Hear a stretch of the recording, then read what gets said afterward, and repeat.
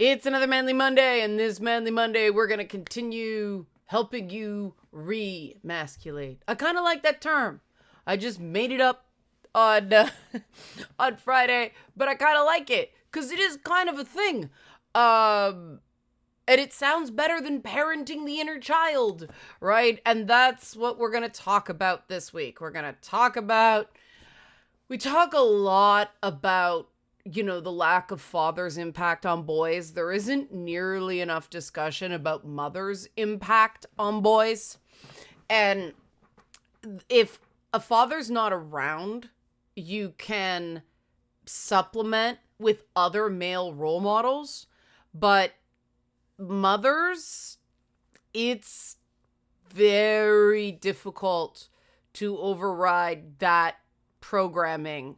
And I mean, let's face it, in the cases of, single parent families, it's more often the mothers. Even when both parents are around, the mother is often the primary caregiver, and we don't talk enough about mothers and the ways they can screw up boys and how to unscrew it, how to remasculate, because it is mothers emasculating their sons before they even become men when they're still boys. So let's talk about that. Help support this channel. Become a monthly patron. Patreon.com/LeannaK. Or buy a one-time Leanna Care session for someone who can use it but can't afford it.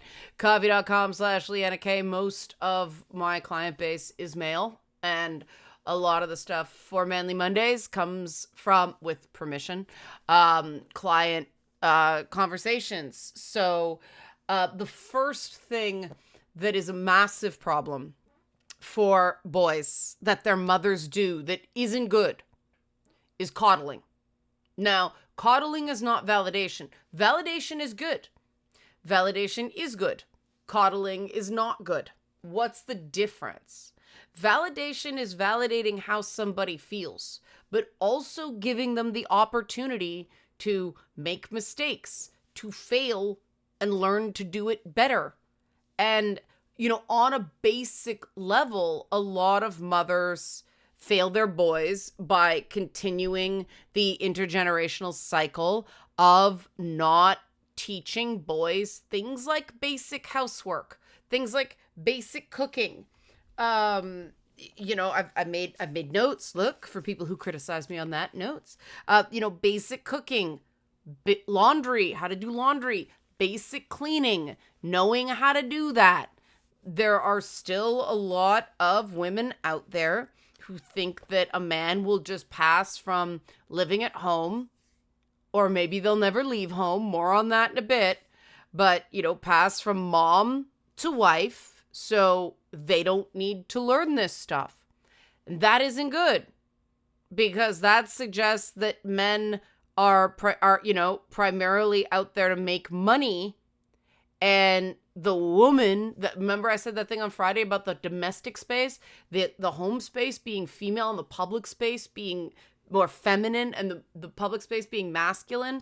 I don't think that's good for men either, in part because you don't want a guy just getting married for the sake of getting married because it's what you're supposed to do, because somebody has to look after you. For one, that in itself is emasculating, that feeling that you're not truly independent, that you need people to clean your poop underwear because you don't know how, right? That's not good for boys. I resisted learning the girl stuff. All growing up, I had an issue with an expectation that, I learn it because I was a girl, but, men were not expected to know this stuff. And then I realized, and then I read pirate stuff, and I realized that, hey, cooking's a survival skill, because the person who does the cooking can poison everybody else, right? The cook on a pirate ship, really important guy, right? And then I read about how the Romans were the ones that made cooking outside the home, baking outside the home, something that you could get paid for. And the minute you could get paid for it, baking became a man. A chef became a man, right?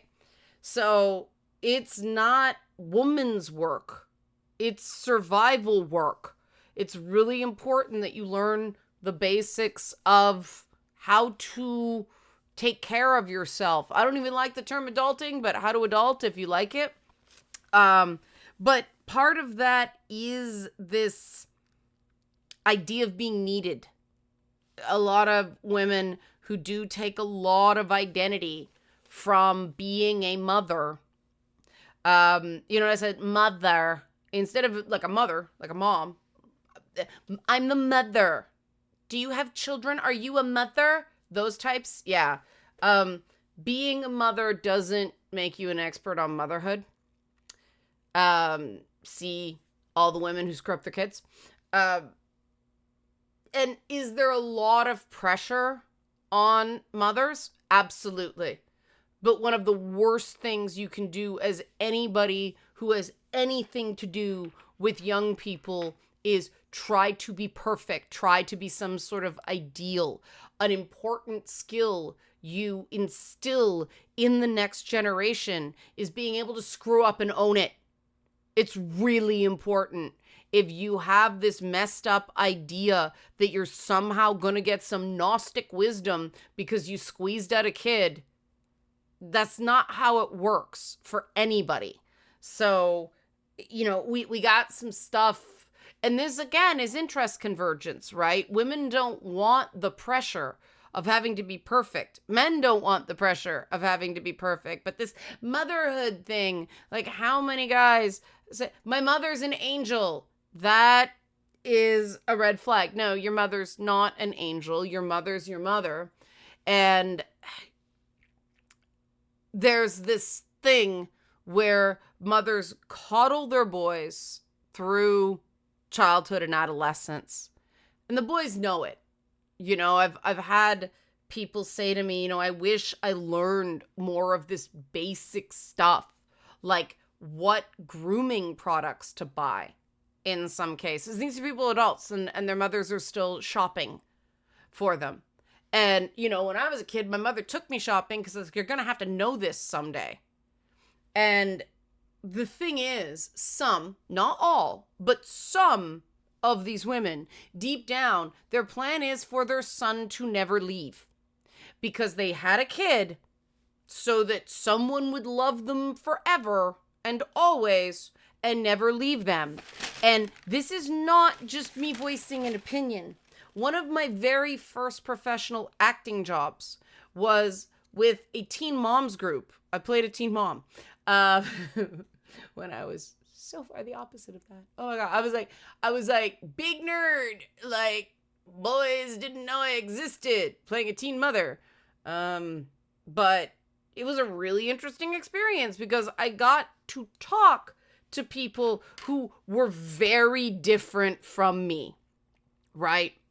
And this moved the idea of teen mothers as girls who got into trouble, which is what I thought of it at the time, to shit, these young women made choices, right? And this was mind-blowing to me. Like, what a great experience. And it taught me the value of listening to people who are different from you, right? As peers. And what blew my mind was how many of these girls knowingly got pregnant. It wasn't an accident.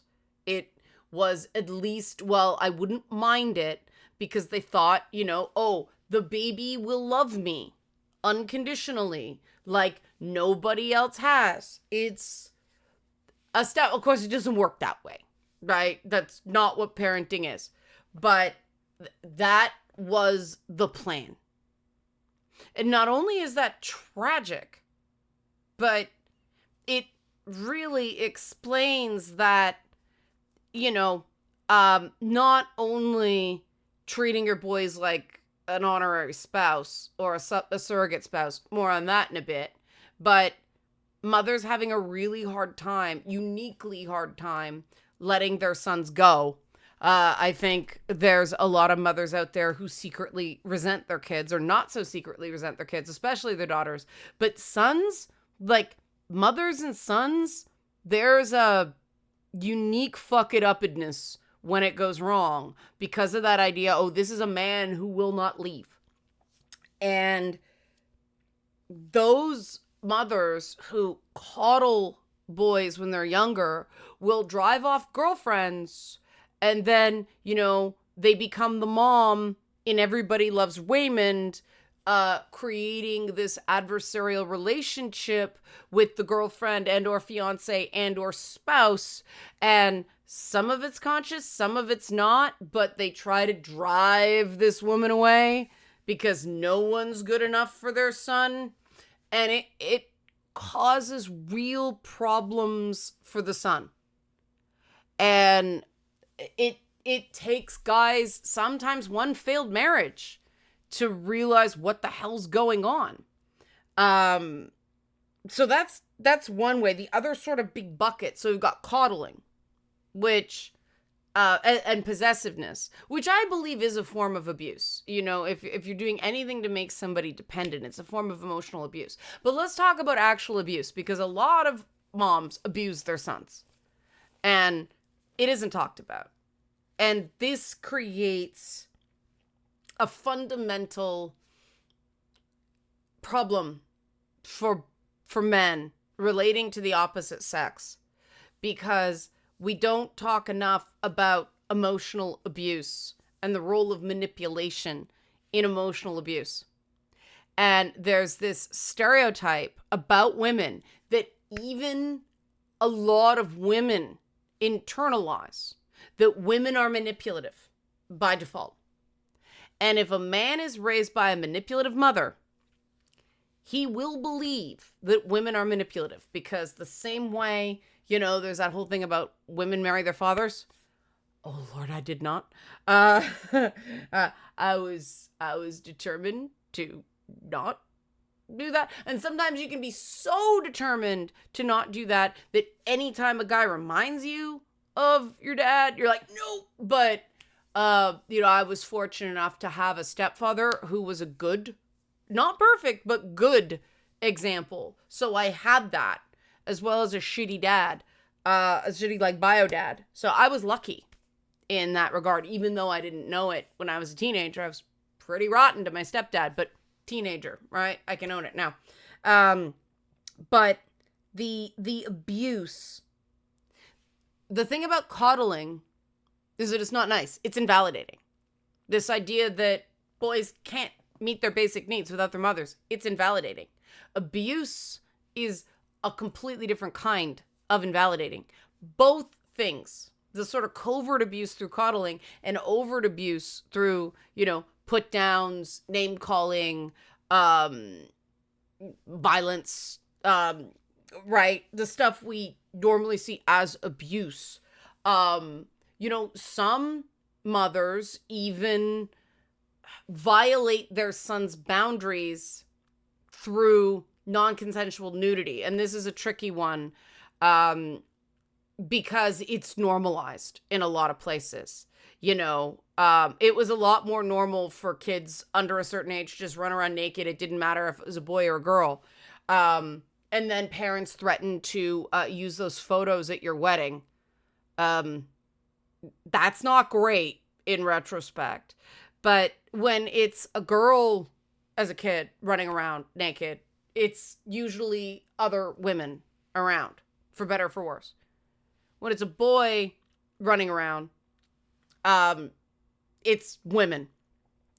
And sometimes mothers violate their sons' boundaries that way by removing their clothes around other women who are not family members and don't think anything of it, but it does impact boys. And because of this idea of toughness, boys don't even have the idea that they have the right to say they don't like it. That's where it begins, right? But there can be other things that go on in homes that are not healthy. And because people tend to love their mothers, certainly want their approval, that's going to shape their attitudes towards all other women. And obviously that can be a real issue if mom's abusive. Because again, when you're coddled, boundaries don't form, it's invalidating. When you're abused, boundaries don't form, it's invalidating. And so guys reach adulthood with a lot of things that aren't healthy seen as normal. And, somewhere in between the two is this parentification that I've talked about before, that boys are look after your mother when they're like between 8 and 10 years old. And that's not fair to do to a boy. It always pissed me off because I was the oldest and I got some of this because my dad had no boys, really wanted a boy. Holy shit. So I got elected and I got the look after your mother thing. And I'm like, the fuck? What am I supposed to do? First of all, she doesn't listen to me. Second of all, what? And so you do your best, but you always fail. And all that teaches you is that every time mom's upset, it's your fault. And so what passes into adulthood? Every time a woman's upset, it's your fault. And you have to do something about it. And you have to fix it. And if you don't fix it, oh God, it's this immediate reaction that we don't question. And the truth is that if anybody's upset, you can care, but it's not your fault per se, right? If you did something that, led to them being upset, care. But you're not responsible for the other person's feelings. If you keep doing things that make them upset, well, expect them to not want to be around you. But, every feeling does not mean you did something wrong. And true validation is validating feelings without taking ownership of other people's feelings, not making yourself responsible, right? That's why I say, and it's not therapy, be the hero of your own story and not anybody else's. Don't treat the women in your life like damsels in distress, because that's not letting them be the heroines of their own story, right? And that's a tough thing, because when we get into the whole damsel in distress trope, guys are like, what's wrong with wanting to protect the innocent? Nothing. Absolutely nothing. It's when your identity becomes so based on it that you try to save people that don't want saving. And that, that isn't always your fault. There are some people that may definitely need saving, but if they don't want it, you can't do it. There's got to be consent there, right? Because if you're taking responsibility for somebody else's behavior, trying to save them, if you think you can make them stop, then you become responsible for everything they're doing, which means they don't ever take responsibility for what they're doing. And a parentified boy tends to get into this paradigm where they end up in abusive adult relationships with women because they're trying to save them the way they were expected to save their mother from themselves. And we need to stop doing that to boys. And the last big pocket of things guys have to undo that their mothers did to them to remasculate, right, is neglect. Neglect. And this is something people don't like talking about. Because, oh no, women are natural nurturers, right? We know how to soothe, we would never neglect someone. Our primary job is to dump all of ourselves into other people. No. A lot of people get raised, especially since the whole mother's little helper era of, oh, you're stressed, honey, here's Valium. And so about 3 generations now of mothers at least are prescription drug addicts. And so they're numbed out most of the day. And those kids of those mothers are neglected. And this has a unique impact on boys. Not that it doesn't affect girls. Saying a unique impact on boys doesn't mean there's no impact on girls. It means it's different. With boys, boys need structure. The data, the research shows that boys need to be called on their crap, but then given a chance and encouragement to try again and get it right. And I think that's very good for girls as well, but to build confidence. But when boys don't get that, they become active behavior problems. And when boys are just left to their own devices, that's neglect. And one of the biggest signs of neglect in anybody is a mother that takes abuse from their kids. And believe it or not, there are a lot of mothers out there that take abuse from their kids, notably their sons. And this does not mean their kid is angry at them. Their adult kid is angry at them. No, this is like blaming them for adult behavior. This is abusive language. This is thinking it's funny that the healthcare system thinks that the mom was sexually abusing the son when it wasn't true. Like, the shit I have seen. I have seen guys whose mom is paying their rent so they can live alone in a very nice condo. Well, other people their age are living 4 people in the same fucking type of condo, and they'll still curse their mother, say their mother isn't doing enough, and she's gonna cut me off and all that stuff. And it's like, when a mother takes that, that's a form of neglect. And that doesn't mean that a lot of women don't abuse their kids through money, through financial well-being. The coddling, neglect, there's a Venn diagram there. But the checked out, the fact that some women are so intent on being that perfect nurturer that never gets upset, right? They'll take shit from their kids. And the truth is, that isn't healthy. That isn't helping your kid. That's harming your kid actively.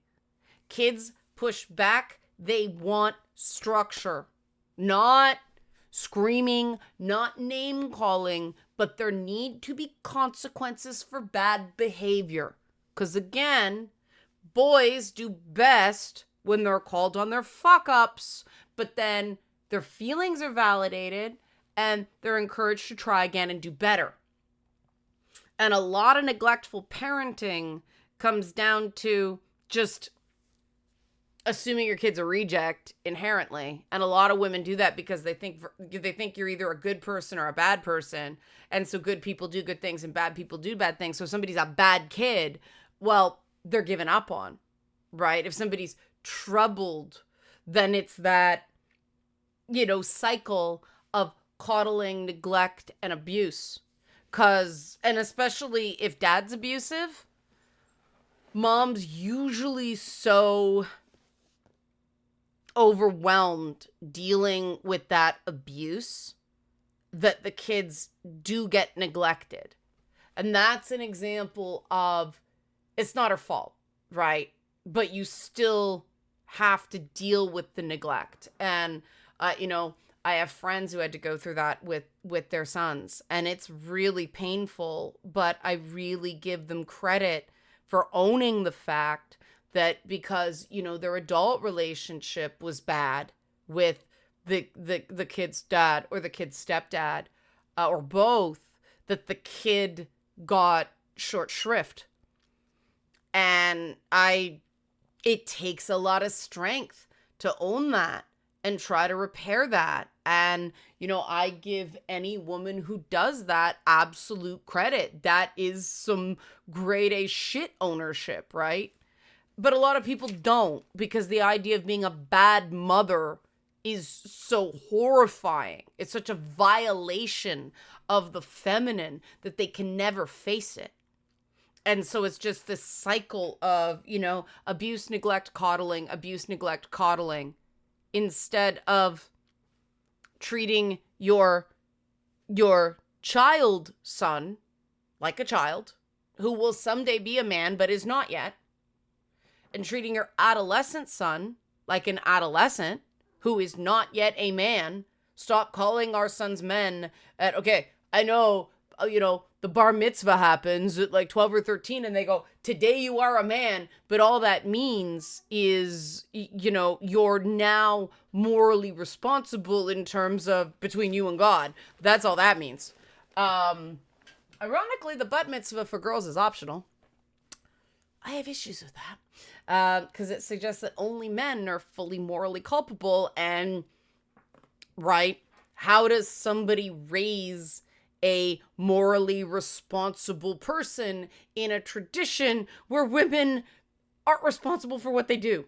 That's fucked, right?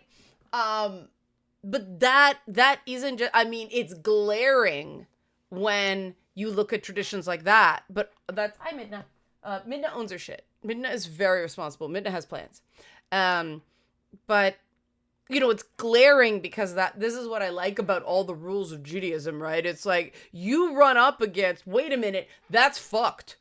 Because you have to look at like 613 rules and all the subcategories of the rule and go, does this fucking make sense? And that's the whole point. Because nobody can do them all. Nobody. Like, it is literally set up that you cannot 100% all 613 commandments. Because some of the people, some of the castes at the time, there were the tribes and the Levites, the priestly class, weren't allowed to sit with dead bodies. They could do the services, but there were certain mitzvah that they were not allowed to do. So nobody can get them all. And that is designed as it's very different from Christianity that way, right? It's no, you're going to not get 100%. Everyone is flawed. Even the matriarchs and the patriarchs that we revere as good people aren't perfect. They aren't omnipotent, they aren't omnipresent, and they certainly are fallible.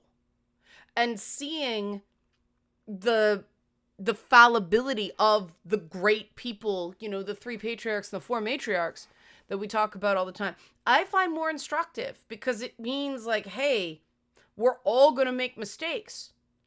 And it's important to recognize that. But when you're raised by a parent that can never admit error, it's very, very hard for you to admit error, especially when you were told when you were 8 years old that you have to look after the adult. It makes no fucking sense, right? And when a mother neglects their son by taking abuse, that is training him how it's okay to talk to women. And in that case, it's not the son's fault. Now, the responsibility, the consequences are going to land on him. But, that man is going to be sent into the world thinking it's okay to unload on the woman in his life, because a lot of people replicate the relationship with their parents with their significant others.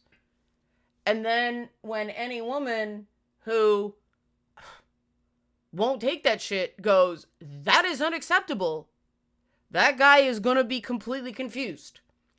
I know this, having dealt with some of these men. And it's one of the hardest things I have to do as a peer counselor, because I know it's not their fault, but I can't take it. I don't have a therapeutic license, so it's different. Like some therapists, they're like, they'll transfer to the therapist, and some therapists are prepared to take that on. But I mean, they can diagnose and they can commit you if they think you're a danger. I can't do that. So in some circumstances, and it's not just the peer counseling, it's also, oh my God, game dev, that you'll work very closely with this guy and everything seems fine. And then there's that moment where suddenly he starts talking to you. He's like, this is how he talked to his mother, didn't he? We have a problem. And unfortunately, the relationship usually never recovers from that because the guy doesn't see what he did wrong, because it was fine when he did it to his mom again and again and again. But it's completely unacceptable because when someone instantly goes from colleague to woman, because the way, if all you're seeing is woman and you had a dysfunctional relationship with your mother, that's a big problem. So what do you do about this? Well, part of it is recognizing whether you were coddled, neglected, or abused. And, abuse by coddling and abuse by neglect are things. Recognize that wasn't your fault. That was done to you, right? Identify, interrogate, process is the standard operating procedure. And it's like, okay, yeah, that happened. Now what? It is possible to pick up the skills you didn't learn or you were actively prevented from learning. There's hope. Now, what are those skills? Well, it really, really depends, right? And fortunately, we live in the age of YouTube where there's plenty of information on, how to do laundry, how to clean properly, right? How to, and don't go to the super perfect, like we have a lot of discussions on the Discord about, we call it bachelor cooking, right? But just cooking. We have a whole channel about, food and culture. And I post, I love my hot sauces. But, I'll post food and they look really fancy, but they're actually really simple recipes because I just, don't have time during the week to do anything super fancy. But they're complete meals. They're nutritious. They're tasty. And they're not hard.